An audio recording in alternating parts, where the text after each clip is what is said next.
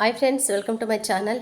ಇನ್ನು ಇವತ್ತು ಶುಕ್ರವಾರ ನೈಟ್ ಬಂದಿದ್ದೆ ಲೇಟ್ ಆಯ್ತಲ್ಲ, ಬಂದುಬಿಟ್ಟು ಇನ್ನು ಅಡುಗೆ ಮಾಡ್ಕೊಂಡು ಊಟ ಮಾಡಿ ಮಲಗಿದ್ದೆ ಅಷ್ಟೇ. ಇನ್ನು ಬೆಳಗ್ಗೆ ಒಂದು ಟೈಮ್ ಬಂದುಬಿಟ್ಟು 6:45 ಆಗಿತ್ತು ನೋಡಿ ಎದ್ದೇಳೋಷ್ಟೊತ್ತಿಗೆ. ಇವತ್ತು ತುಂಬ ಲೇಟ್ ಆಯಿತು. ಅಗ್ರ ಅಂತೂ ಇನ್ನೂ ವಾಸಿಯಾಗಿಲ್ಲ. ಇಲ್ಲೆಲ್ಲ ಆಗಿದೆ, ಫುಲ್ ಹೀಟ್ ಆಗಿಬಿಟ್ಟಿದೆ ಅನಿಸುತ್ತೆ. ಒಳ ಜ್ವರ ಕೂಡ ಇದೆ ಅನಿಸುತ್ತೆ, ಅದಕ್ಕೆ ಈ ಥರ ಆಗುತ್ತೆ. ನನಗೆ ಒಳ ಜ್ವರ ಇದ್ಬಿಟ್ರಂತೂ ಆಟೋಮೆಟಿಕ್ಕಾಗಿ ಅಗ್ರ ಬಂದುಬಿಡುತ್ತೆ. ಇನ್ನು ನೆಗಡಿ ಅಂತೂ ಇನ್ನೂ ವಾಸಿ ಆಗ್ತಾಯಿಲ್ಲ. ನಾವು ಬೇರೆ ಟ್ಯಾಬ್ಲೆಟ್ಸ್ ಕೂಡ ಇವಾಗ ಏನು ತೊಗೊಳ್ಳೋ ಹಾಗಿಲ್ಲ, ಹಾಗಾಗಿ ನೆಗಡಿ ಟ್ಯಾಬ್ಲೆಟ್ಸ್ ಆಗಲಿ ಏನು ಕೂಡ ತಗೊತಾ ಇಲ್ಲ. ತೊಗೊಳಂಗಿದ್ರೆ ಆರಾಮ್ಸೆ ಬೇಗ ವಾಸಿ ಮಾಡ್ಕೋಬೋದಾಗಿತ್ತು. ಇನ್ನು ಆದಷ್ಟು ಅದೇ ವಾಸಿ ಆಗಬೇಕು. ಬೆಳಗ್ಗೆ ಬಂದ ತಕ್ಷಣ ಒಂದು ರಾಶಿ ಪಾತ್ರೆ ಹಾಕಿ ಹೋಗಿದ್ದೆ. ಪಾತ್ರೆ ಎಲ್ಲ ತೊಳೆದು ಕಸ ಗುಡಿಸಿ ಎಲ್ಲ ಕ್ಲೀನ್ ಮಾಡಿಬಿಟ್ಟು, ಇವತ್ತು ಶುಕ್ರವಾರ ಬೇರೆ. ಇನ್ನು ರಾತ್ರಿ ಸೊಪ್ಪು ಸಾಂಬಾರು ಇತ್ತಲ್ಲ, ಬಿಸಿ ಅನ್ನ ಮಾಡಿದ್ದೆ. ಅನ್ನ ಮಾಡಿ ಇನ್ನು ನಮ್ಮ ಮನೆಯವರು ಊಟ ಮಾಡಿದ್ರು. ಗುಂಡನಿಗೂ ಊಟ ಮಾಡಿಸ್ಬಿಟ್ಟು ಇನ್ನು ರೆಡಿ ಮಾಡಿದಾಗಲೇ ಇನ್ನು ಅಂಗನವಾಡಿಗೆ ಬಿಟ್ಟು ಅಂತ ಹೇಳಿಬಿಟ್ಟು ಇನ್ನು ಇವಾಗ ನಾನಿನ್ನು ಊಟ ಮಾಡಿಲ್ಲ, ಮಾಡಬೇಕು. ಸ್ವಲ್ಪ ಮುದ್ದೆ ಮಾಡ್ಕೊಡೋಣ ಬಿಸಿದಂತೇಳಿ. ಬೆಂಡೆಕಾಯಿ ಅವೆಲ್ಲ ಕೂಡ ಹಂಗೆ ಇದಾವೆ, ತರಕಾರಿ ಏನು ಕೂಡ ಯೂಸ್ ಮಾಡಿಲ್ಲ. ಅದಕ್ಕೆ ಸ್ವಲ್ಪ ಬೆಂಡೆಕಾಯಿ ಗೊಜ್ಜು ಥರ ಮಾಡಿಕೊಂಡು ಬಿಸಿ ಮುದ್ದೆ ಮಾಡ್ಕೊಂಡು ಊಟ ಮಾಡೋಣ ಅಂತ ಹೇಳಿ ಇನ್ನು ಸುಮ್ಮನೆ ಇದ್ದೀನಿ. ಮಾಡ್ಕೋಬೇಕು. ಇನ್ನು ಅನ್ನ ಕೂಡ ಸ್ವಲ್ಪ ಜಾಸ್ತಿ ಮಾಡಿದ್ದೀನಿ. ಅದೇ ಅನ್ನ ಹಾಕ್ಬಿಟ್ಟು ಒಂದು ಸ್ವಲ್ಪ ಮುದ್ದೆ ಮಾಡ್ಕೊತೀನಿ, ಒಂದು ಬಿಸಿ ಮುದ್ದೆ. ಇನ್ನು ಇವತ್ತು ಬೇಗನೆ ಕರ್ಕೊಂಡು ಹೋಗ್ತಾ ಇದ್ದಾರೆ. ಇನ್ನು ಬಿಟ್ಟು ಬರೋಣ ಅಂತ ಹೇಳಿಬಿಟ್ಟು, ಅಲ್ಲಿ ಧನು ಹತ್ರ ಬಿಟ್ಟರೆ ಇನ್ನು ಇಬ್ಬರು ಕೂಡ ಜೊತೆಗೆ ಹೋಗ್ತಾರೆ ಅಂತ ಹೇಳಿ ಇನ್ನು ಕರ್ಕೊಂಡು ಹೋಗಿ ಬಿಟ್ಟು ಪಾಪ ಅಂತ ಹೇಳಿದೆ. ಇಲ್ಲಾಂದರೆ ಸಖತ್ತು ಸತಾಯಿಸ್ತಾನೆ. ಇನ್ನು ರೆಡಿ ಮಾಡಿರ್ತೀನಲ್ವ, ಮತ್ತೆ ಆಟಾಡೋದು, ಮಣ್ಣೆಲ್ಲ ಮುಟ್ಟೋದು ಆ ಥರ ಮಾಡ್ಕೊತಾನೆ ಇರ್ತಾನೆ. ಅದಕ್ಕೆ ಬೇಗನೆ ಕಳಿಸ್ದೆ ಇವತ್ತು. ಇನ್ನು ನೆನ್ನೆ ಹಾಸ್ಪಿಟಲ್ಗೆ ಹೋಗಿದ್ನಲ್ವ, ಇನ್ನು ಹೋಗ್ಬಿಟ್ಟು ಸ್ಕ್ಯಾನಿಂಗ್ ಮಾಡ್ಸೋಣ ಅಂತಲೇ ಹೋದೆ. ಇನ್ನು ಮೇಡಮ್ ಇದ್ಬಿಟ್ಟು ಇನ್ನೊಂದು 10 ದಿನ ಇಲ್ಲ 15 ದಿನ ಬಿಟ್ಕೊಂಡು ಸ್ಕ್ಯಾನಿಂಗ್ ಮಾಡಿಸಮ್ಮ, ಇನ್ನು ಟೈಮ್ ಇದೆ ಅಂತ ಹೇಳಿದರು. ಅನಮಲಿ ಸ್ಕ್ಯಾನಿಂಗಿಗೂ ಇನ್ನೂ ಟೈಮ್ ಇದೆ ಅಂತ ಹೇಳ್ಬಿಟ್ಟು, ಅದು ಬಂದುಬಿಟ್ಟು 18 ವಾರದಿಂದ 22 ವಾರದೊಳಗೆ ಮಾಡಿಸ್ಬೇಕು ಅದು. ಹಾಗಾಗಿನೇ ಸ್ವಲ್ಪ ಟೈಮ್ ಇದೆ ಅಂತ ಹೇಳಿದ್ರು. ಮತ್ತು ಇವಾಗ 5 ಮಂತ್ ಇದೆ ಅಲ್ವಾ, 5 ಮಂತಲ್ಲಿ ಇದೆ ಅಲ್ವಾ, ಅದಕ್ಕೋಸ್ಕರ ಇನ್ನು ಬ್ಲಡ್ ಟೆಸ್ಟ್ ಎಲ್ಲ ನೋಡಿದ್ರು. ಬ್ಲಡ್ ಅಂತೂ ಯಾಕೋ ಫುಲ್ಲು ಕಮ್ಮಿ ಆಗಿಬಿಟ್ಟಿದೆ. ಮೊನ್ನೆ 24ನೇ ತಾರೀಕು ಮಾಡಿಸಿದಾಗ 9 ಪಾಯಿಂಟ್ ಇತ್ತು, ಇವಾಗ ಮಾಡಿಸ್ತಿದ್ದೀನಿ ಬರೀ 8 ಪಾಯಿಂಟ್ ಇದೆ. ಫುಲ್ಲು ಡೌನ್ ಆಗ್ತಾಯಿದೆ, ಏನಂತಲೇ ಅರ್ಥ ಆಗ್ತಿಲ್ಲ. ಇನ್ನು ಮೇಡಮ್ ಕೂಡ ಹೇಳಿದ್ರು ಕಮ್ಮಿ ಇದೆ ಅಮ್ಮ ಅಂತೇಳ್ಬಿಟ್ಟು ಸ್ವಲ್ಪ ಟ್ಯಾಬ್ಲೆಟ್ಸು ಮತ್ತು ಪೌಡ್ರು, ಟಾನಿಕ್ ಎಲ್ಲ ಕೂಡ ಮೆಡಿಸಿನ್ ಎಲ್ಲ ಕೊಟ್ಟಿದ್ದಾರೆ. ಸ್ವಲ್ಪ ಚೆನ್ನಾಗಿ ಇಂಪ್ರೂವ್ಮೆಂಟ್ ಆಗಲಿ ಅಂತ ಹೇಳಿ ಎಲ್ಲ ತೊಗೊಂಡು ಬಂದೆ. ನಾನು ಏನಕ್ಕಂದರೆ ನಾನು ಚಳ್ಳಕೆರೆಯಲ್ಲೇ ಏನಕ್ಕೆ ತೋರಿಸ್ಕೋಬೇಕಂತಂದರೆ ಅದು ಪ್ರೈವೇಟ್ ಹಾಸ್ಪಿಟಲು, ಸಿಟಿ ಹಾಸ್ಪಿಟ್ಲ್ ಅಂತೇಳ್ಬಿಟ್ಟು ತುಂಬ ಜನಕ್ಕೆ ಗೊತ್ತಿರುತ್ತೆ. ಆದರೂ ಅಮೌಂಟ್ ಎಲ್ಲ ಜಾಸ್ತಿ ಅಲ್ಲಿ. ಆದರೂ ಮೆಡಿಷನ್ ಅಂತೂ ತುಂಬ ಚೆನ್ನಾಗಿರುತ್ತೆ, ಒಳ್ಳೆ ಮೆಡಿಷನ್ ಕೊಡ್ತಾರೆ ಮತ್ತು ಚೆನ್ನಾಗಿ ರೆಸ್ಪಾನ್ಸ್ ಮಾಡ್ತಾರೆ, ಚೆನ್ನಾಗಿ ನೋಡ್ತಾರೆ. ಏನೇ ಒಂದು ಡೌಟ್ ಇದ್ದರೂ ಕೂಡ ಪಕ್ಕ ನಮಗೆ ಕ್ಲಿಯರಾಗಿ ಹೇಳ್ತಾರೆ. ಮತ್ತು ಸ್ಕ್ಯಾನಿಂಗ್ ಸೆಂಟ್ರಲ್ಲಿ ಅಷ್ಟೇ, ಸ್ಕ್ಯಾನಿಂಗಲ್ಲಿ ನನಗೆ ತುಂಬ ಇಷ್ಟ ಆಗಿದ್ದೇನೆಂದರೆ, ಕೆಲವರು ಸ್ಕ್ಯಾನಿಂಗ್ ಮಾಡ್ತಾನೆ ಮೇಡಮ್ಗೆ ತೋರಿಸಿ ಇಲ್ಲ ಡಾಕ್ಟ್ರಿಗೆ ತೋರಿಸಿ ಅಂತ ಹೇಳ್ತಾ ಇರ್ತಾರೆ ರಿಪೋರ್ಟು. ಬಟ್ ಅಲ್ಲಿ ಆ ಥರ ಇಲ್ಲ, ಅವ್ರು ಸ್ಕ್ಯಾನಿಂಗ್ ಮಾಡ್ಕೊತಾನೆ ನಮ್ಮ ಜೊತೆ ಮಾತಾಡ್ಕೊತಾನೆ ಹೇಳ್ತಾ ಇರ್ತಾರೆ. ಈ ಥರ ಏನಾದರೂ ಪ್ರಾಬ್ಲಮ್ ಇದ್ರಂತೂ ಅಲ್ಲೇ ಹೇಳ್ಬಿಡ್ತಾರೆ. ಅದು ಪಕ್ಕ ಗೊತ್ತಾಗುತ್ತೆ ನನಗೆ. ಅದು ತುಂಬ ಇಷ್ಟ ಆಯಿತು ನನಗೆ. ನಾನಿರೋ ಸಿಚುವೇಷನಲ್ಲಿ ನನಗೆ ಅಲ್ಲೇ ಬೆಸ್ಟ್ ಅನ್ನಿಸ್ತು. ಅಮೌಂಟ್ ಮುಖ ನೋಡಿಕೊಂಡ್ರೆ ಏನಾದರೂ ಮುಂದೆ ಪ್ರಾಬ್ಲಮ್ ಆದರೆ ಭಯ ಅಂತೇಳ್ಬಿಟ್ಟು ನಾನು ಅದಕ್ಕೆ ಅಲ್ಲೇ ತೋರಿಸ್ಕೊತೀನಿ ಅಂತ ಹೇಳಿಬಿಟ್ಟು ಇನ್ನು ಅಲ್ಲಿಗೆ ಹೋಗಿದ್ದೆ ನೆನ್ನೆ. ಅದೇ ಇನ್ನೊಂದು 10 ದಿನ ಹಂಗೆ ಬಿಟ್ಕೊಂಡು ಬಂದು ಸ್ಕ್ಯಾನಿಂಗ್ ಮಾಡಿಸಂತ ಹೇಳಿದ್ದಾರೆ.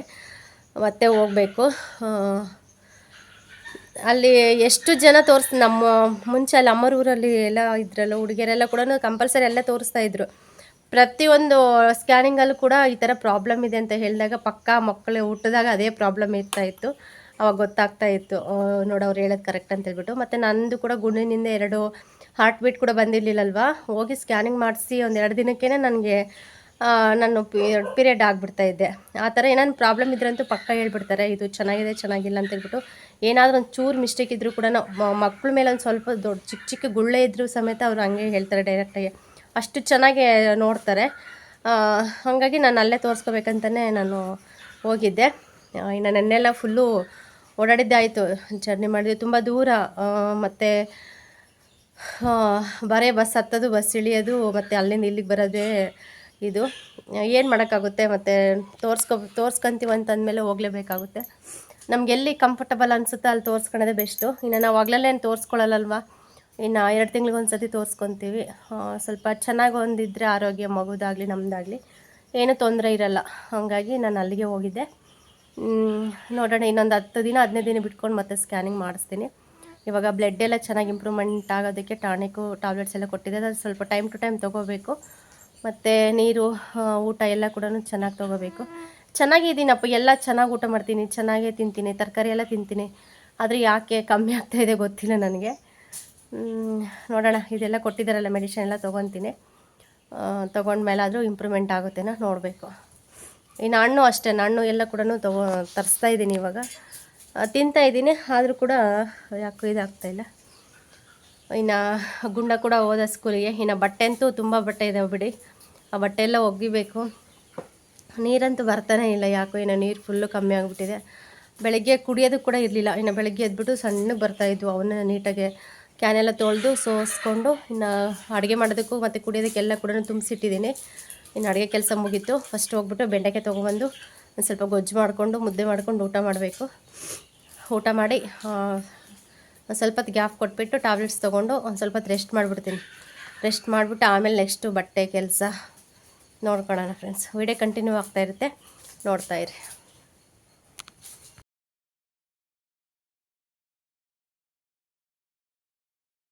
ಇನ್ನು ಇಷ್ಟು ಕೊಟ್ಟಿದ್ದಾರೆ, ಈ ಪೌಡ್ರ್ ಕೊಟ್ಟಿದ್ದಾರೆ, ಇದನ್ನು ಹಾಲಲ್ಲಿ ಹಾಕ್ಕೊಂಡು ಕುಡಿಬೇಕಂತ ಹೇಳ್ಬಿಟ್ಟು. ಬಟ್ ಏನು ಮಾಡೋದು, ನಮ್ಮ ಇದಕ್ಕೆ ಹಾಲೆಲ್ಲೂ ಕೂಡ ಸಿಗಲ್ಲ. ಇದನ್ನು ಸುಮ್ಮನೆ ಸ್ವಲ್ಪ ಬಿಸಿನೀರು ಅಂದರೆ ಉಗುರು ಬೆಚ್ಚಗೆ ಬಿಸಿನೀರು ಕಾಯಿಸ್ಬಿಟ್ಟು ಇನ್ನು ಹಾಕ್ಕೊಂಡು ಕುಡಿಬೇಕು ಇದನ್ನು. ಆದರೆ ಸ್ವಲ್ಪ ಸ್ವಲ್ಪನೇ ಆಯಿತು, ಫುಲ್ಲು ಇಲ್ಲ ಇದರಲ್ಲಿ, ಇನ್ನು ಓಪನ್ ಮಾಡಿಲ್ಲ. ಇನ್ನು ಇವತ್ತಿಂದ ಸ್ಟಾರ್ಟ್ ಮಾಡಬೇಕು. ಇದು ಬಂದುಬಿಟ್ಟು ಟಾನಿಕ್ಕು. ಇದು ಅಷ್ಟೇ, ಇದು ನೋಡೋದಕ್ಕೆ ಸುಮ್ಮನೆ ದೊಡ್ಡದಾಗಿ ಕಾಣಿಸುತ್ತೆ, ಒಳಗಡೆ ಸ್ವಲ್ಪ ಚಿಕ್ಕದೇ ಇದೆ.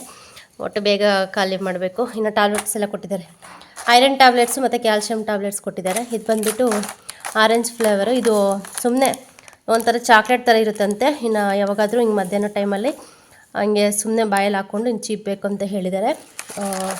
ಇಷ್ಟು ಕೊಟ್ಟಿದ್ದಾರೆ, ಎಲ್ಲ 30 ಕೊಟ್ಟಿದ್ದಾರೆ, ಒಂದು ತಿಂಗಳಿಗಾಗಷ್ಟು.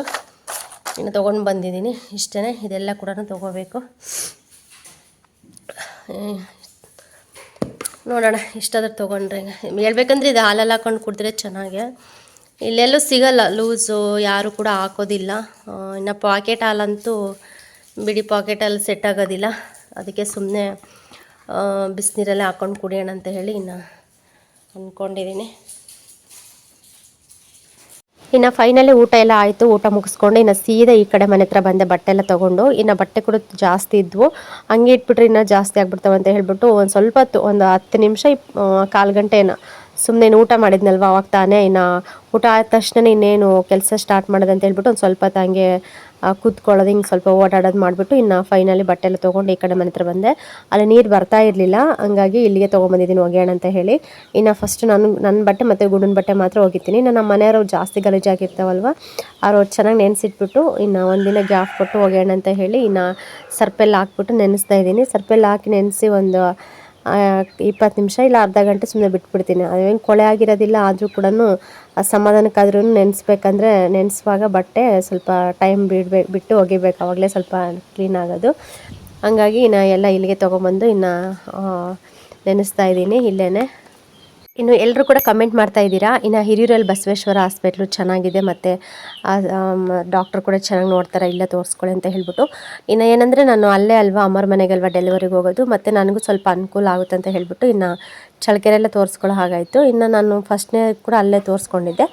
ಹಂಗಾಗಿ ನನಗೆ ಏನೇ ಬೇಗ ಅಂದರೆ ಎಮರ್ಜೆನ್ಸಿ ಏನಿದ್ರು ಕೂಡ ನನಗೆ ಅಲ್ಲೇ ಹತ್ರ ಆಗುತ್ತಲ್ವ, ಹಾಗಾಗಿ ಅಲ್ಲೇ ತೋರಿಸ್ಕೊತೀನಿ. ಇನ್ನು ಅಲ್ಲಿ ಕೂಡ ಚೆನ್ನಾಗೇ ನೋಡ್ತಾರೆ. ಎಲ್ರಿಗೂ ಕೂಡ ಥ್ಯಾಂಕ್ ಯು ಸೋ ಮಚ್. ಮತ್ತು ಅಲ್ಲಿಂದ ಮತ್ತೆ ಈ ಕಡೆ ಹಿರಿಯೂರು ಸೈಡ್ ಮತ್ತೆ ಬರೋದಕ್ಕಾಗೋದಿಲ್ಲ. ಇನ್ನು ಅಲ್ಲಿಂದ ಚಳ್ಳಕೆರೆಯಿಂದ ಮತ್ತೇನಾದರೂ ಹಂಗೆ ಹಿಂಗೆ ಅಂತಂದರೆ ಮತ್ತೆ ದುರ್ಗಕ್ಕೆ ಹಂಗೆ ಡೈರೆಕ್ಟಾಗಿ ಹೋಗ್ತೀವಿ.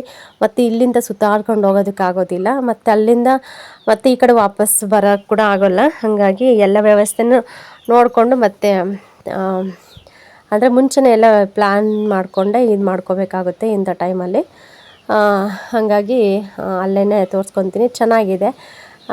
ಡಾಕ್ಟ್ರ್ ಹೆಸ್ರು ಬಂದುಬಿಟ್ಟು ಶಮಾ ಪರ್ವೀನ್ ಅಂತ ಹೇಳ್ಬಿಟ್ಟು ಎಲ್ರಿಗೂ ಗೊತ್ತಿರುತ್ತೆ. ಇನ್ನು ಸಿಸ್ಟರ್ ಕಮೆಂಟ್ ಮಾಡಿದರೆ ಲಕ್ಷ್ಮಿ ಅವ್ರ ಹತ್ರನ ಅಂತ ಹೇಳ್ಬಿಟ್ಟು, ಲಕ್ಷ್ಮಿ ಮೇಡಮ್ ಹತ್ರ ಅಲ್ಲ, ಶಮಾ ಪರ್ವೀನ್ ಅಂತ ಹೇಳ್ಬಿಟ್ಟು. ಅವರು ಇವಾಗ ಸಿಟಿ ಹಾಸ್ಪಿಟ್ಲ್ ಅಂತ ಓಪನ್ ಮಾಡಿದ್ದಾರೆ ಹೊಸ್ದಾಗೇ.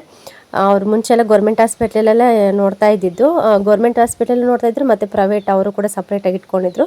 ಇವಾಗ ಫುಲ್ಲು ಅವರೇ ಒಂದು ದೊಡ್ಡ ಹಾಸ್ಪಿಟ್ಲ್ ಥರ ಮಾಡ್ಕೊಂಡಿದ್ದಾರೆ ಸಪ್ರೇಟಾಗಿಯೇ. ಅಂದರೆ ಸಿಕ್ಕಾಪಟ್ಟೆ ಚಾರ್ಜ್ ಆಗುತ್ತೆ ಬಿಡಿ, ಆದ್ರೂ ಸ್ವಲ್ಪ ರಿಕ್ವೆಸ್ಟ್ ಇದ್ದರು ಮತ್ತು ಸ್ವಲ್ಪ ಬಡತನ ಹಂಗೆ ಹಿಂಗೆ ಅಂತಂದರೆ ಅವರು ಕೂಡ ತೀರಾ ಕಡಿಮೆ ಮಾಡ್ಕೊತಾರೆ. ಹಾಗಾಗಿ ನೋಡೋಣ. ಹಿಂಗೆ ಮುಂದೆ ಡೆಲಿವರಿ ಅಂತೂ ಅಲ್ಲೇನಿಲ್ಲ, ಗೌರ್ಮೆಂಟ್ ಹಾಸ್ಪಿಟ್ಲಲ್ಲೇ. ಇವಾಗ ಸದ್ಯಕ್ಕೆ ಇನ್ನು ತೋರಿಸ್ಕೊಳ್ಳೋದಂತೂ ಅಲ್ಲೇ ತೋರಿಸ್ಕೊಳ್ಳೋಣ ಅಂತ ಹೇಳಿ ಇನ್ನು ಫಿಕ್ಸ್ ಆಗಿದ್ದೀನಿ. ಇನ್ನು ಫೈನಲಿ ಬಟ್ಟೆ ಎಲ್ಲ ಒಕ್ಕೊಬಂದೆ. ಅಲ್ಲಿ ಸ್ವಿಮ್ಮಿಂಗ್ ಪೂಲ್ ಹತ್ರ ಹಾಕೋಣ ಅಂತ ಅಂದ್ಕೊಂಡೆ. ಈ ಗಾಳಿಗಂತೂ ಇನ್ನು ಸಿಕ್ಕಾಪಟ್ಟೆ ಗಾಳಿ, ಬಟ್ಟೆ ಎಲ್ಲ ದಿಕ್ಕಾಪಾಲಾಗ್ತವೆ, ಒಂದು ಕೂಡ ಕೈಗೆ ಸಿಗೋದಿಲ್ಲ ಅಂತ ಹೇಳ್ಬಿಟ್ಟು ಮತ್ತೆ ಅಲ್ಲಿಂದ ಎಲ್ಲ ತೊಗೊಂಬಂದ್ಬಿಟ್ಟು ಮತ್ತೆ ಇಲ್ಲೇ ಒಣಗಾಕ್ಬಿಟ್ಟು ಕೂತ್ಕೊಂಡೆ ಜಾಸ್ತಿ ಬಟ್ಟೆ ಒಗೆದ್ಬಿಟ್ನ ಒಂಥರ ಅನ್ನಿಸ್ತಾ ಇತ್ತು. ಇನ್ನು ಬಂದ ತಕ್ಷಣ ಸ್ವಲ್ಪ ನೀರು ಕುಡಿದ್ಬಿಟ್ಟು ಹಂಗೆ ಒಂದು ತಲೆದಿಂಬು ಹಾಕೊಂಡ್ಬಿಟ್ಟು ಇನ್ನು ಹಂಗೆ ಉಳ್ಕೊಂಡೆ. ಇನ್ನು ಬೆಳಗ್ಗೆ ಪಾತ್ರೆ ಎಲ್ಲ ತೊಳೆದು ಎಲ್ಲ ಇಟ್ಟಿದ್ನಲ್ವ, ಇನ್ನು ಹಂಗೆ ಇದ್ದು ಏನು ಕೂಡ ಜೋಡಿಸಿರ್ಲಿಲ್ಲ. ಬಿಡು ನಿಧಾನಕ್ಕೆ ಮಾಡ್ಕೊಳ್ಳೋಣ ಅಂತ ಹೇಳ್ಬಿಟ್ಟು ಇನ್ನು ಸುಮ್ಮನೆ ಉಲ್ಡಾಡ್ತಾ ಇದ್ದೀನಿ. ನಿದ್ದೆ ಅಂತೂ ಬರೋದಿಲ್ಲ ಬಿಡಿ, ಆದ್ರೂ ಏನೋ ಒಂದು ಸ್ವಲ್ಪ ರೆಸ್ಟ್ ಮಾಡಬೇಕಂದ್ರೆ ಮಾಡಬೇಕಷ್ಟೇ. ಇನ್ನು ಸುಮ್ಮನೆ ಕೂತ್ಕೊಳೋದು ಜಾಸ್ತಿ ಯಾವಾಗಲೂ ಓಡಾಡೋದಂದ್ರೂ ತುಂಬ ಇದಾಗುತ್ತೆ, ಹಾಗಾಗಿ ಸ್ವಲ್ಪ ಉಲ್ಡಾಡಿದೆ. ಫ್ರೆಂಡ್ಸ್, ಈಗ ಟೈಮ್ ಬಂದು 4:15 ಆಗಿದೆ ಕರೆಕ್ಟಾಗೆ. ಮತ್ತು ಈಗ ವ್ಲಾಗು ಕಂಟಿನ್ಯೂ ಮಾಡ್ತಾ ಇದ್ದೀನಿ. ನಮ್ಮ ಮನೆಯವ್ರು ಬಂದುಬಿಟ್ಟು ಗುಂಡನ್ನು ಕರ್ಕೊಂಬರಕ್ಕೆ ಹೋಗಿದ್ದಾರೆ. ಬಟ್ಟೆ ಕೂಡ ಚೆನ್ನಾಗಿ ಒಣಗಿದ್ದಾವೆ, ಎಲ್ಲ ತೆಗ್ದಾಕಬೇಕು. ಬಿಸಿಲಂತೂ ಮಸ್ತು ಇದೆ, ಬೇಗನೆ ಒಣಗಿಬಿಟ್ಟು ಎಲ್ಲ ಕೂಡ ಎತ್ತಿಟ್ಟು ಹೋಗ್ತೀನಿ, ನಾಳೆಗಿನ ಮಾಡ್ಚಿಕ್ಕೋಣ ಅಂತ ಹೇಳಿ. ಇನ್ನು ಅಡುಗೆಗೆ ಬಂದುಬಿಟ್ಟು ಸ್ವಲ್ಪ ಜೋಳಕಾಯಿ ಇದ್ವಲ್ವ, ಅವನ್ನ ಕಟ್ ಮಾಡಿಬಿಟ್ಟು ಬೇಯಿಸಕ್ಕೆ ಇಟ್ಟಿದ್ದೀನಿ. ಆಗಲೇ ವಿಸಲ್ ಬಂದಿದೆ, ಇವಾಗ ಆಫ್ ಮಾಡಿದ್ದೀನಿ. ಇದರಲ್ಲಿ ಸ್ವಲ್ಪ ಪಲ್ಯ ಮಾಡಿ ಮುದ್ದೆ ಮಾಡೋಣ ಬಿಸಿದೆ ಅಂತ ಹೇಳ್ಬಿಟ್ಟು. ಜೋಳಕಾಯಿ ಪಲ್ಯ ನಮ್ಮ ಕಡೆ ಯಾವ ಥರ ಮಾಡ್ತಾರೋ ಆ ಥರ ಮಾಡ್ತೀನಿ. ಅಂದರೆ ಅಮ್ಮ ಸೈಡು, ಚಳ್ಳಕೆರೆ ಸೈಡ್ ಯಾವ ಥರ ಮಾಡ್ತಾರೋ ಆ ಥರ ಮಾಡ್ತೀನಿ. ಈ ಕಡೆ ಸೈಡ್ ಸಾಮಾನ್ಯವಾಗಿ ಆ ಥರ ಮಾಡಲ್ಲ. ಆ ಕಡೆ ಸೈಡಂತೂ ಅದೇ ಥರನೇ ಮಾಡೋದು ನಾವು. ಜೋಳಕಾಯಿ ಪಲ್ಯ ಮಾಡ್ತೀವಲ್ವ, ಫ್ರೈ ಥರ. ಹಾಗಾಗಿ ಇನ್ನು ಬಂದೇ ಬಿಟ್ಟರು, ನೆನೆಸ್ಕೊತಾನೆ ಬಂದರು ಇಬ್ಬರು. ಕಾಣಿಸ್ತಾ ಇದೆಯಾ? ಫುಲ್ಲು ಬೆಳಕು.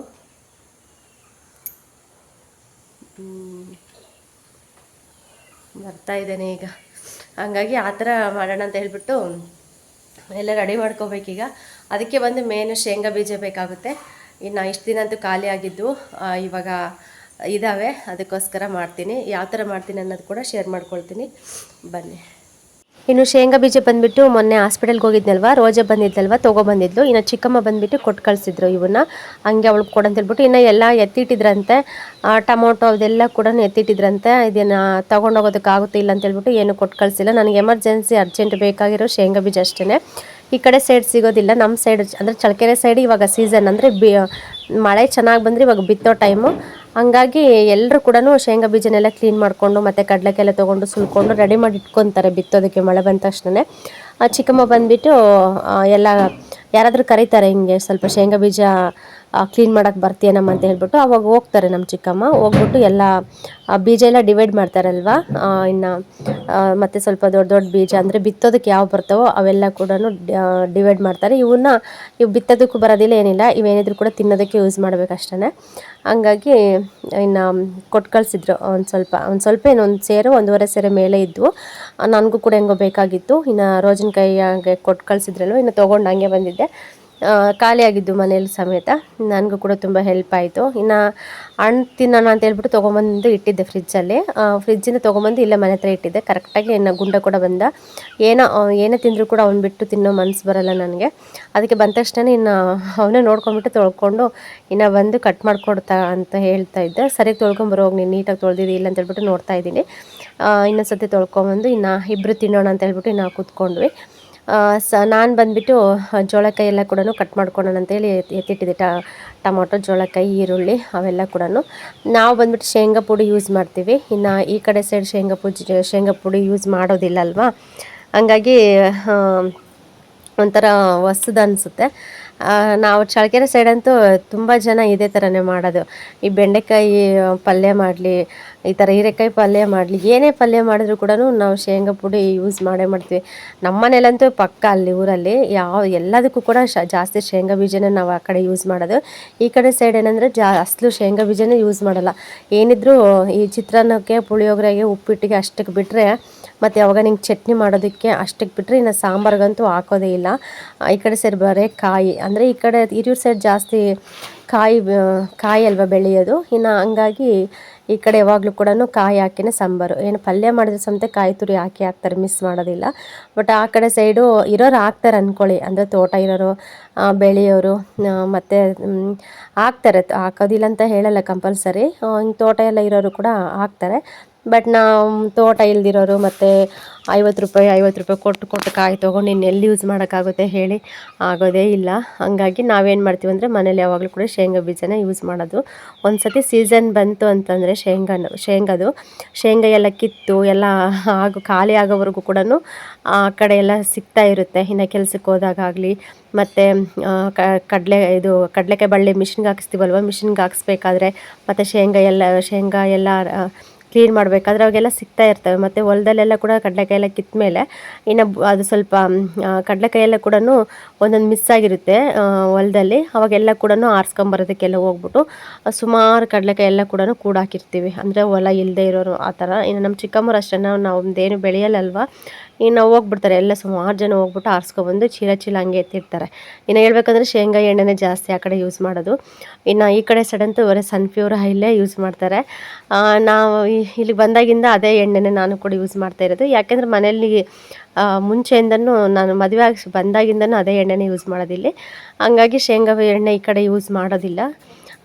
ಆ ಕಡೆ ನಮ್ಮ ಚಳ್ಳಕೆರೆ ಸೈಡಂತೂ ಬರೀ ಶೇಂಗಾ ಎಣ್ಣೆನೇ. ಇನ್ನು ಲೂಸ್ ಕೂಡ ಮಿಲ್ಲದಲ್ಲಿ ಹಾಕ್ಸ್ಕೊಬಂದು ಇಟ್ಕೊಂಡ್ಬಿಡ್ತಾರೆ, ಅದೇ ಜಾಸ್ತಿ ಇದಾಗೋದು. ಇನ್ನು ಈ ಥರ ಪಾಡು ಬಿದ್ದಿರೋ ಅಂದರೆ ಕಡಲೆಕಾಯಿ ಎಲ್ಲ ಕಿತ್ಬಿಟ್ಟು ಸುಮ್ಮನೆ ಬಿಟ್ಟಿರ್ತಾರಲ್ವ, ಹೋಗಿ ಆರಿಸ್ಕೊಬಂದ್ಬಿಟ್ಟು ಇನ್ನು ಅದೆಲ್ಲ ಕಡಲೆಕಾಯಿ ಎಲ್ಲ ಹಾಕ್ಬಿಟ್ಟು ಇನ್ನು ಎಣ್ಣೆ ಕೂಡ ಹಾಕ್ಸ್ಕೊಂಡು ಯೂಸ್ ಮಾಡ್ತಾ ಇರ್ತಾರೆ. ಟೋಟಲಿ ಒಂದೊಂದು ಕಡೆ ಒಂದೊಂದು ಥರ ಅಂತ ಇರುತ್ತಲ್ವ, ಹಂಗೆ. ಇನ್ನು ಪಲ್ಯಕ್ಕೆ ಬಂದರೆ ಸ್ವಲ್ಪ ಎಲ್ಲ ಕಟ್ ಮಾಡಿಕೊಂಡು ಬೇಯಿಸ್ಬಿಟ್ಟು ಇವಾಗ ಪಲ್ಯ ಎಲ್ಲ ರೆಡಿ ಮಾಡ್ತಾಯಿದ್ದೀನಿ. ಸಾಸಿವೆ, ಜೀರಿಗೆ ಮತ್ತು ಸ್ವಲ್ಪ ಕಡಲೆಬೇಳೆ, ಉದ್ದಿನಬೇಳೆ, ಇನ್ನು ಹಸಿರು ಮೆಣಸಿನ್ಕಾಯಿ ಕೂಡ ಕಟ್ ಮಾಡ್ಕೊಂಡಿದ್ದೆ. ಹಸಿರು ಮೆಣಸಿನ್ಕಾಯಿ, ಕರಿಬೇವು ಮತ್ತು ಈರುಳ್ಳಿ, ಟೊಮೊಟೊ ಅದೆಲ್ಲ ಹಾಕ್ಬಿಟ್ಟು ಚೆನ್ನಾಗಿ ಫ್ರೈ ಮಾಡಿಕೊಂಡು ಇನ್ನು ಜೋಳಕಾಯಿ ಹಾಕ್ಕೊಂಬಿಟ್ಟು ಸ್ವಲ್ಪ ಉಪ್ಪು ಹಾಕ್ಕೊಂಡು, ಅಂದರೆ ಮುಂಚೆ ನಾನು ಬೇಯಿಸೋದಕ್ಕೆ ಉಪ್ಪು ಹಾಕಿದ್ದೆ, ಅದಕ್ಕೆ ನೋಡ್ಕೊಂಡು ಹಾಕ್ಕೋಬೇಕು. ಇನ್ನು ಹಾಕ್ಬಿಟ್ಟು ಮತ್ತು ಇದು ಖಾರದ ಪುಡಿಗೂ ಅಷ್ಟೇ, ಆ ಶೇಂಗಾ ಏನನ್ನ ಮಿಕ್ಸಿಗೆ ಹಾಕಿದ್ನಿ ಅಂದರೆ ಶೇಂಗಾ ಬೀಜ ಮತ್ತು ಸ್ವಲ್ಪ ಖಾರದ ಪುಡಿ, ಒಂದು ಸ್ವಲ್ಪ ಉಪ್ಪು ಅಷ್ಟೇ ಹಾಕಿದ್ದಿದ್ದು. ಇನ್ನು ಬೆಳ್ಳುಳ್ಳಿ ಬಂದುಬಿಟ್ಟು ಇದಕ್ಕೆ ಒಗ್ಗರಣೆಗೆ ಡೈರೆಕ್ಟಾಗಿ ಹಾಕಿದ್ದೀನಿ. ಬೆಳ್ಳುಳ್ಳಿ ಮಿಕ್ಸಿಗೆ ಹಾಕಿದ್ರೂ ಕೂಡ ತುಂಬ ಚೆನ್ನಾಗಿರುತ್ತೆ. ನಾನೇನು ಮಾಡಿದೆ ಅಂದರೆ ಇವತ್ತು ಡೈರೆಕ್ಟಾಗಿ ಒಗ್ಗರಣೆಗೆ ಹಾಕಿ ಮಾಡಿದೆ. ಇನ್ನು ಲಾಸ್ಟಲ್ಲಿ ಶೇಂಗಾ ಪುಡಿ ಇದು ಮಿಕ್ಸಿಗೆ ಹಾಕಿ ಇಟ್ಕೊಂಡಿರ್ತೀವಲ್ವ, ಅದನ್ನು ಹಾಕ್ಬಿಟ್ಟು ಸೇರ್ಸೋದು ಅಷ್ಟೇ. ನಿಜವಾಗ್ಲೂ ಟೇಸ್ಟ್ ಅಂತೂ ತುಂಬ ಚೆನ್ನಾಗಿರುತ್ತೆ. ಇದು ಮುದ್ದೆಗೂ, ಅನ್ನಕ್ಕೂ, ಚಪಾತಿ, ದೋಸೆ ಎಲ್ಲದಕ್ಕೂ ಕೂಡ ಕಾಂಬಿನೇಷನ್ನು. ಹೇಳ್ಬೇಕಂದ್ರೆ ಸುಮ್ಮನೆ ಬರೀ ಪಲ್ಯ ತಿಂದರೂ ಕೂಡ ಚೆನ್ನಾಗಿರುತ್ತೆ ಟೇಸ್ಟು. ಹಂಗಾಗಿ ನಾನು ಇವತ್ತು ಮಾಡಿಬಿಟ್ಟು ಇನ್ನು ಬಿಸಿ ಮುದ್ದೆಗೆ ಎಲ್ಲ ಕೂಡ ರೆಡಿ ಮಾಡಿ ಇಟ್ಕೊಂಡಿದ್ದೆ, ಮುದ್ದೆ ಮಾಡೋಣ ಅಂತ ಹೇಳಿ. ನಮ್ಮ ಮನೆಯವರು ಹೇಳಿದ್ನಲ್ವ, ಕೊನೆಗೆ ಅಂದೇ ಬಿಟ್ಟರು, ಈ ಪಲ್ಯದ್ದು ಚಪಾತಿಗಾದರೆ ಚೆನ್ನಾಗಿರ್ತಿತ್ತು, ಮುದ್ದೆಗೆ ಮಾಡಿದೀಯಾ ಅಂತ ಅಂದರು. ಪರವಾಗಿಲ್ಲ, ನನಗೆ ತಿನ್ನಬೇಕು ಅನ್ನಿಸ್ತು, ಇನ್ನು ಮಾಡಿಕೊಂಡೆ ಅಂದ್ಕೊಂಡು ಏನು ಡೈರೆಕ್ಟಾಗಿ ಹೇಳಿಲ್ಲ, ಸುಮ್ಮನೆ ಇದ್ದೆ. ಇನ್ನು ಅವರು ಕೂಡ ಬಿಸಿ ಮುದ್ದೆಗೆ ಚೆನ್ನಾಗಿತ್ತು, ಚೆನ್ನಾಗಿ ಊಟ ಮಾಡಿದ್ರು. ಇವಾಗ ನೆಗಡಿ ಆಗಿದೆ ಅಲ್ವಾ, ಅವ್ರಿಗೂ ಕೂಡ ಫುಲ್ ಜ್ವರ ಬಂದುಬಿಟ್ಟಿದೆ ಪಾಪ. ನಮ್ಮ ಮನೆಯವ್ರಿಗೆ ಜ್ವರ, ನೆಗಡಿ, ಕೆಮ್ಮು, ಫುಲ್ಲು ಸುಸ್ತಾಗ್ಬಿಟ್ಟಿದ್ದಾರೆ. ಇನ್ನು ನನಗೂ ಅಷ್ಟೇ ಟೇಸ್ಟೇ ಗೊತ್ತಾಗ್ತಾ ಇಲ್ಲ, ಏನು ತಿಂದರೂ ಕೂಡ ನಾನು ಏನು ತಿಂತಿದ್ದೀನಿ ಅಂತ ನನಗೆ ಅರ್ಥ ಆಗ್ತಾ ಇಲ್ಲ. ಹಂಗಾಗಿ ಸ್ವಲ್ಪ ಇವತ್ತು ಖಾರವಾಗಿ ಸ್ವಲ್ಪ ಚೆನ್ನಾಗಾಗಿತ್ತು ಪಲ್ಯ ಕೂಡ. ಅವರು ಕೂಡ ಸ್ವಲ್ಪ ಇಷ್ಟಪಟ್ಟು ತಿಂದರು. ಅದ್ರ ಚಪಾತಿ ಇನ್ನೂ ಚೆನ್ನಾಗಿರೋದು ಅಂತ ಹೇಳ್ತಾಯಿದ್ರು. ಇನ್ನು ಬೆಳಿಗ್ಗೆ ಅಂದರೆ ರಾತ್ರಿ ಸ್ವಲ್ಪ ಸೊಪ್ಪು ಸಾರು ಇತ್ತಲ್ವ, ಆ ಸೊಪ್ಪು ಸಾರು ಕೂಡ ಬಿಸಿಗಿಟ್ಟಿದ್ದೀನಿ. ಸೊಪ್ಪು ಸಾರು ಮತ್ತು ಸ್ವಲ್ಪ ಪಲ್ಯ, ಇನ್ನು ಬಿಸಿ ಮುದ್ದೆ, ಮತ್ತೊಂದು ಸ್ವಲ್ಪ ಅನ್ನ ನಮ್ಮ ಮನೆಯವ್ರು ತಿನ್ನಲಿಲ್ಲ ಬಿಡಿ, ಜ್ವರ ಇದಾವೆ ಅಂತ ಹೇಳ್ಬಿಟ್ಟು ಇನ್ನು ಬಿಸಿ ಮುದ್ದೆ ಮಾತ್ರ ಇನ್ನು ತಿಂದರು. ಇವಾಗ ಅಡುಗೆ ಕೆಲಸ ಮಾಡಿಬಿಡ್ತೀವಿ, ಮಾಡಿ ಮುಗಿಸ್ದಾಗ ಈ ಪಾತ್ರೆ ಪಡ್ಗ ಎಲ್ಲ ಇರ್ತಾವಲ್ವ, ಅದಂತೂ ಸಖತ್ ಹಿಂಸೆ ಕೊಡುತ್ತೆ ಬಿಡಿ. ಏನು ಗೊತ್ತಾ, ಏನು ವೀಡಿಯೋ ಮಾಡೋದು ಅದೇನು ಇಲ್ಲ ಅಂತಂದರೆ ಪಟ ಮಾಡ್ಕೊಬಿಡ್ಬೋದು. ಒಂದು ಕಡೆ ಕ್ಯಾಮ್ರಾ ಸೆಟ್ ಮಾಡ್ಕೋಬೇಕು, ಒಂದು ಕಡೆ ನೀಟಾಗಿ ಕಾಣಿಸುತ್ತೋ ಇಲ್ಲ, ವೀಡಿಯೋ ಚೆನ್ನಾಗಿ ಬರ್ತಾ ಇದೆಯಲ್ವಾ ಅಂತ ನೋಡ್ಕೋಬೇಕು. ತುಂಬ ರಿಸ್ಕು ಯೂಟ್ಯೂಬ್ ಮಾಡೋದು, ಸುಮ್ಮನೆ ತಮಾಷೆ ಅಲ್ಲ. ಮತ್ತೆ ಅದು ಸೆಟ್ ಮಾಡಿ ಮತ್ತೆ ಬರಬೇಕು, ಮತ್ತೆ ಕೂತ್ಕೋಬೇಕು, ಮತ್ತೆ ಕೆಲಸ ಮಾಡ್ಕೋಬೇಕು, ಮತ್ತೆ ಹೋಗ್ಬೇಕು, ಮತ್ತೆ ಆಫ್ ಮಾಡಬೇಕು, ಮತ್ತು ಇನ್ನೊಂದು ಸತಿ ಎಲ್ಲಿ ಸೆಟ್ ಮಾಡ್ಕೋಬೇಕು ಅಂತ ಯೋಚನೆ ಮಾಡಬೇಕು. ಅಯ್ಯೋ ನಿಜವಾಗ್ಲೂ ಭಾಳ ಕಷ್ಟ, ಭಾಳ ಎಫರ್ಟ್ ಹಾಕಿ ಮಾಡ್ತಾಯಿದ್ದೀವಿ ವೀಡಿಯೋ ಅಂತೂ. ಆದರೂ ಏನೋ ಯಾವಾಗ ಗೊತ್ತಿಲ್ಲ ಪ್ರತಿಫಲ. ಇರಲಿ, ಏನು ಮಾಡೋಕ್ಕಾಗಲ್ಲ, ಎಲ್ಲದಕ್ಕೂ ಕೂಡ ಟೈಮ್ ಬರಬೇಕಲ್ವ. ಇನ್ನು ಟೈಮ್ ಬರೋವರೆಗೂ ಕಾಯಬೇಕಷ್ಟೆ. ಇನ್ನು ಇವತ್ತು ಬೇಗನೆ ಅಡುಗೆ ಕೆಲಸ ಎಲ್ಲ ಮುಗಿಸ್ದೆ. ಇನ್ನು ಊಟ ಕೂಡ ಆಯಿತು. ಇನ್ನು ನಮ್ಮ ಮನೆಯವ್ರಿಗೂ ಗುಂಡನಿಗೂ ಊಟಕ್ಕೆ ಇಟ್ಬಿಟ್ಟು ಇನ್ನು ನಾನು ಊಟ ಮಾಡಿರಲಿಲ್ಲ. ಫಸ್ಟಿಗೆ ಪಾತ್ರೆ ಎಲ್ಲ ತೊಳೆದು ಮನೆಯೆಲ್ಲ ಕ್ಲೀನ್ ಮಾಡಿಬಿಟ್ಟು ಆಮೇಲೆ ನಿಧಾನ ಕೂತ್ಕೊಂಡು ಊಟ ಮಾಡೋಣ ಅಂತ ಹೇಳಿ ಇನ್ನು ಪಾತ್ರೆ ಎಲ್ಲ ತೊಳೆದಿತಾ ಇದ್ದೀನಿ. ನಾನು ಆಲ್ಮೋಸ್ಟ್ ಕಂಪಲ್ಸರಿ ನಾನು ಈ ಕೆಲಸ ಎಲ್ಲ ಮುಗಿಸಿ ನಾನು ಮಲಗೋಕ್ಕೆ ಹೋಗೋದು. ಮತ್ತು ಬೆಳಗ್ಗೆ ಬಂದ ತಕ್ಷಣ ನನಗೆ ಕಿರಿಕಿರಿ ಅನಿಸ್ಬಾರ್ದು ಅಂತ ಹೇಳ್ಬಿಟ್ಟು ಆದಷ್ಟು ಎಲ್ಲ ಕೂಡ ಕ್ಲೀನ್ ಮಾಡಿ ಹೋಗ್ತೀನಿ. ಯಾವಾಗಾದರೂ ಒಂದು ಟೈಮ್ ಅಷ್ಟೇ. ಈ ಥರ ನಾನು ಮೊನ್ನೆ ಹಾಸ್ಪಿಟ್ಲಿಗೆ ಹೋಗಿದ್ನಲ್ವ, ಹಂಗೇನಾದರೂ ಎಮರ್ಜೆನ್ಸಿ ಇದ್ದಾಗ ಮಾತ್ರ ಸ್ವಲ್ಪ ಬಿಟ್ಟು ಹೋಗ್ಬಿಡ್ತೀನಿ ಅಷ್ಟೇ. ಆ ಟೈಮ್ ಇದ್ರಂತೂ ಎಲ್ಲ ಕೆಲಸನ ಕಂಪಲ್ಸರಿ ಕ್ಲಿಯರ್ ಮಾಡಿ ಹೋಗ್ತೀನಿ. ಇನ್ನು ನನಗೆ ಟೈಮ್ ಇಲ್ಲ, ಸುಸ್ತಾಗಿದೆ ಅಂದರೆ ಮಾತ್ರ ನಾನು ಪೆಂಡಿಂಗ್ ಇಡ್ತೀನಿ. ಅಷ್ಟು ಬಿಟ್ಟರೆ ಆದಷ್ಟು ನಾನು ಎಲ್ಲ ಕೆಲಸ ಕೂಡ ತುಂಬ ಆ್ಯಕ್ಟಿವಾಗೇ ಮಾಡ್ತೀನಿ. ಮತ್ತು ಭಾನುಶ್ರೀಯರು ಕೂಡ ಕಮೆಂಟ್ ಮಾಡಿದ್ರಿ, ನೀವು ಈ ಥರ ಇದ್ದರೂ ಕೂಡ ಫುಲ್ ಆ್ಯಕ್ಟಿವಾಗಿ ಇರ್ತೀರ ಅಂತ ಹೇಳ್ಬಿಟ್ಟು.